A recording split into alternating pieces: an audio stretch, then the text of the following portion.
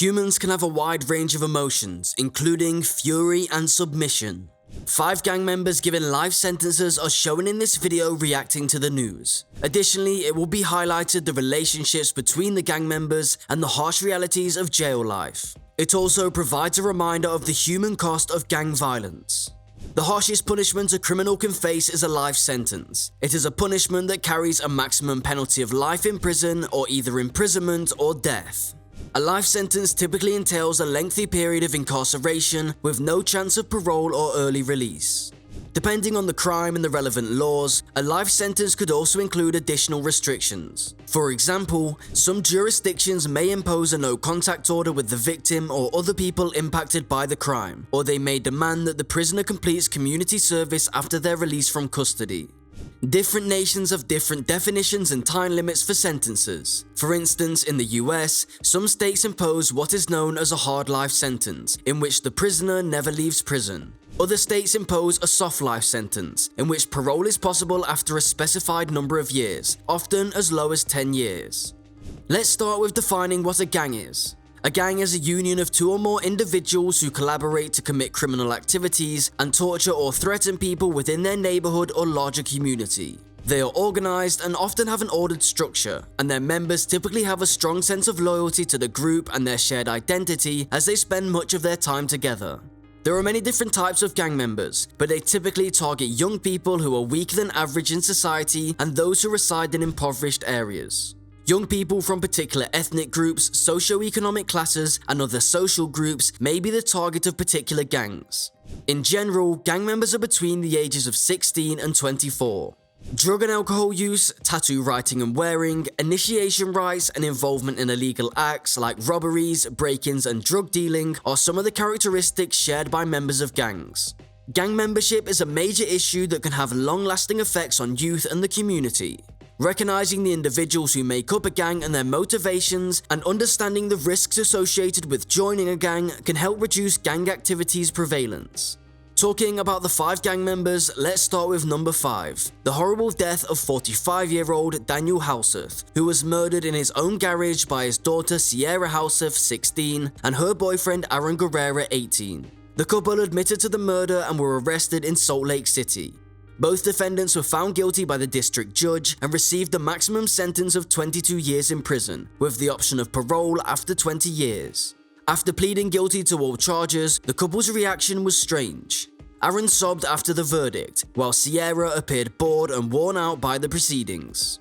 Now we have number 4, Diego Suero, 33, and Frederick, then 24, the leaders of the Trinitarios gang, who were charged with the murder of Guzman Feliz, whom they believed to be a member of another gang. Frederick's mother appealed for a life sentence to serve as a lesson to other gangs for the rest of their lives, which generated a lot of news on social media for the justice of the dead. Third on the list is the MS-13 gang, which was responsible for the murder of a 17-year-old false church boy mistakenly considered as part of the rival 18th Street gang. The Eastern District of Virginia found all 5 gang members guilty, sending a clear message to other gang members about the potential repercussions of their criminal activity and providing some justice to the victim's family. Second is Darrell Brooks, who was given a life term in prison without the probability of parole, was found guilty of other homicide murders, as well as driving his SUV into the Christmas procession, killing 6 unintentional victims and wounding many more. After the verdict, he lost his composure and started ranting about how God called him to commit these killings and that he was not guilty. The murder of 28-year-old Simon Duran, who was then cruelly slaughtered by Abel Galagios, 36, Alonzo Quintana, 28, and Renee Rosales, 36, by shooting her and then lighting her fire, comes in last and comes in first. For first-degree murder, second-degree kidnapping, and witness tampering, judges sentenced Alonzo to life in prison plus 160 years, Renee to life in prison plus 150 years, and Abel to life in prison plus 163 years. They displayed no regret or shame when accused and convicted of their deadly act. Surprisingly, people who join a gang face serious repercussions for their decision. Legally, offenders found guilty of gang-related offenses may receive harsher punishments than offenders who commit the same act independently of gang affiliation. Many people believe that gangs pose a bigger threat to public safety than individuals do. A gang member may suffer legal repercussions and emotional and physical harm. Violence, drug trafficking, and illicit firearms are all frequent activities of gangs. As a result, participating in these activities or getting involved in a gang-related conflict puts the gang members in danger.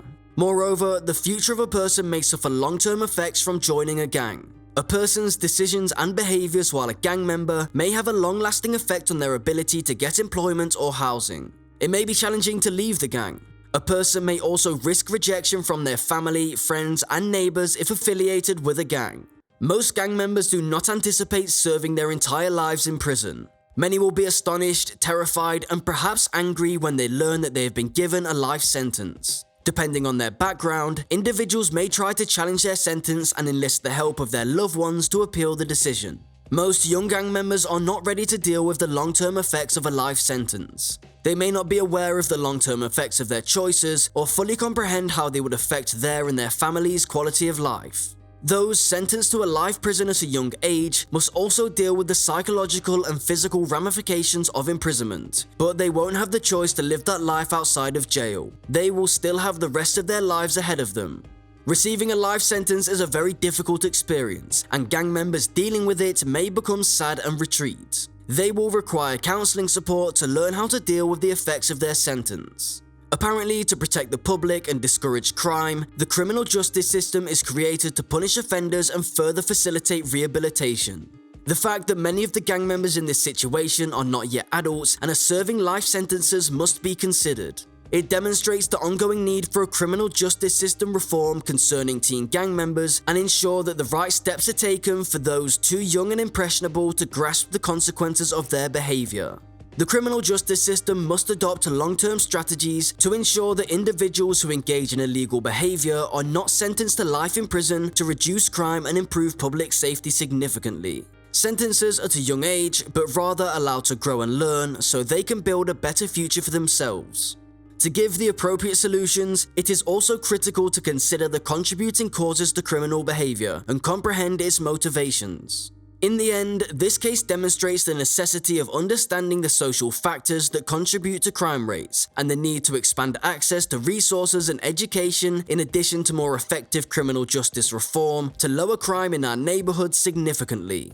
The ramifications of these 5 individuals receiving life sentences are a stark reminder of how rigidly the criminal justice system handles criminals. This instance shows that to provide offenders with the best possible rehabilitation, there is a pressing need for change and a complete revision of how they are handled. This case eventually demonstrates a need for intervention, resources, education, and criminal justice reform to lower crime and establish a safe environment for individuals to develop. The criminal justice system should also stop treating youth as adults and instead work to give them a genuine opportunity to realize their potential and have the chance to create fulfilling lives for themselves. Only then will society be able to improve things and bring about long-lasting change. For more such videos, subscribe to us.